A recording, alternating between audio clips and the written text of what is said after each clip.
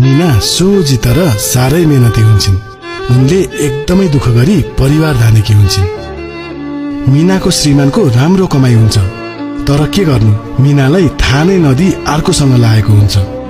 एक दिन मीनाले श्रीमानलाई छोरीको स्कुलको फी तिर्दिनु न हजुर भनेर भन्छन् र मीनाको श्रीमान चाहिँ छैन मसँग पैसा छैसो, तैँले दाइजोमा ल्याएर मलाई दियाथिस् भन्दै मीनालाई खुब गाली गर्छ। बिचारी मीना रुन लाग्छ र छिमेकीसँग उधारो मागी छोरीको फी तिर्छ।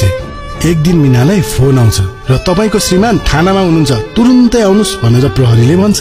मीना दौडी दौडी थाना पुग्छिन् र त्यहाँ त श्रीमान र अर्को एउटी महिलालाई देख्छिन्। मीनाले प्रहरीलाई के भयो हजुर भनेर सोध्छिन्। अनि प्रहरीले तपाईको श्रीमानको उहाँसँग धेरै अगाडिदेखि चक्कर चलेको रहेछ र अहिले चाहिँ दुईजनाको बीच पैसाको कुरामा झगडा परेछ र कुटपिट नै भएछ भनेर भन्छ।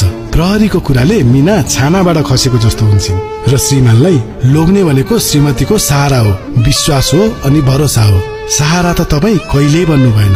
अलिअलि विश्वास थियो, त्यो पनि आज लानुभयो। त्यसैले अब उहाँसँगै बस्नुस् र बिन्ती छ हजुर मलाई बिर्सिनुस् भन्दै पोते फुकाली श्रीमानको हातमा राखिदिन्छन् र रुँदै आफ्नो बाटो लाग्छिन्।